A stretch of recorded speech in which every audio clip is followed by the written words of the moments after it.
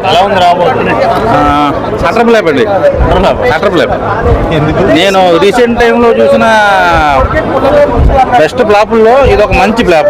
ఈ మధ్య కూడా ఒక సినిమా అలాగే చెప్పారు. ఏమంటే జెన్యున్ గా చెప్పాలా అబద్ధం చెప్పాలా అంటే వన్ మ్యాన్ షో అని చెప్తున్నారు కదా చాలా మంది.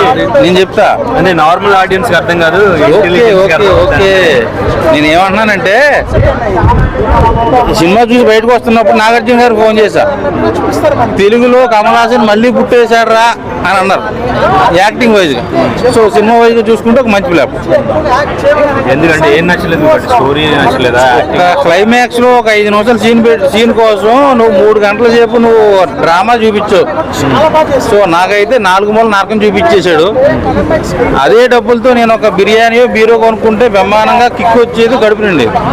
అనవసరం కూడా తప్పు చేసినట్టు అనిపించింది. బతుకు మీద ఆశ చూసుకోవచ్చు, నచ్చకపోతే కింద కామెంట్ చేయండి. నేను చెప్పింది తప్పు అనిపిస్తుంది. అంటే వెంకటేష్ మహా చాలా కాన్ఫిడెంట్ గా చెప్పారు కమల్ హాసన్. ఈ సినిమాతో వెంకటేష్ మహా దొరికేశాడు. ఎక్కడ ఏది కనెక్ట్ అవ్వలేదా? నాకు నరకం చూపించాడు బస్సు. సోది సీరియల్లో బెస్ట్ అనిపించింది. బాలీవుడ్ సీరియల్ చూసేనేమనిపించింది. సీరియల్కి ఎక్కువ, సినిమాకి తక్కువ.